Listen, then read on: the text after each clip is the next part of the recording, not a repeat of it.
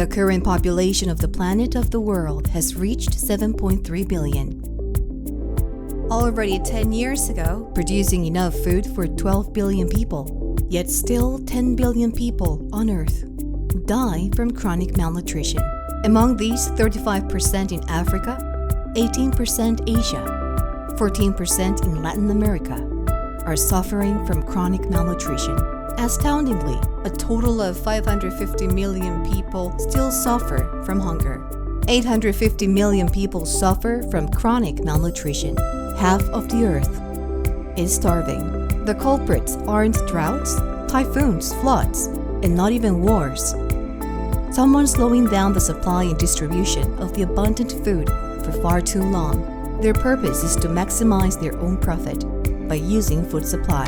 They monopolize half of the grain supply and manipulate prices with the sole purpose to maximize their own profits. Financial capitalism has already pushed aside the conventional forms of capitalism, such as the industrial, trade, and service capitalism, to surface as the one and only reigning one. Consequently, its force to prioritize and maximize profit can be felt in all areas of today's society.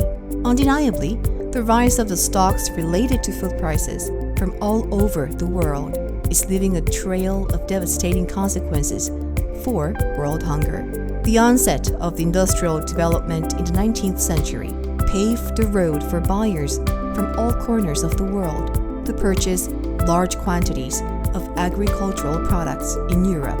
The powerful colonial powers were dedicated to cultivating cacao for the British chocolate factories in Ghana, sisal from Tanzania, tea from Rwanda, and peanut from Senegal.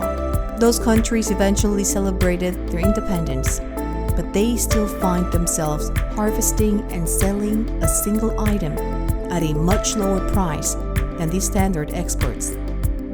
In September 2000, the then UN Secretary Kofi Annan had gathered the heads of states of 192 countries.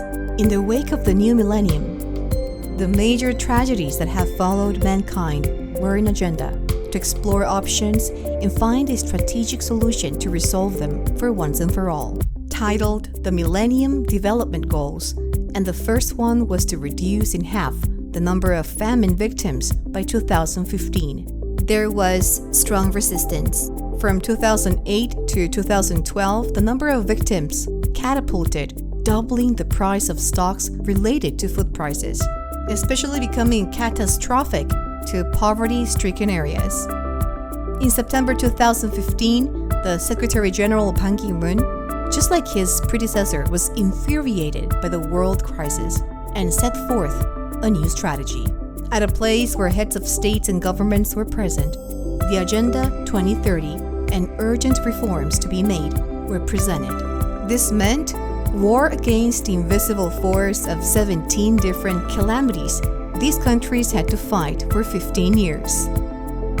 The set goal was not to reduce the number of people starving to death, but to stop for once and for all the genocide.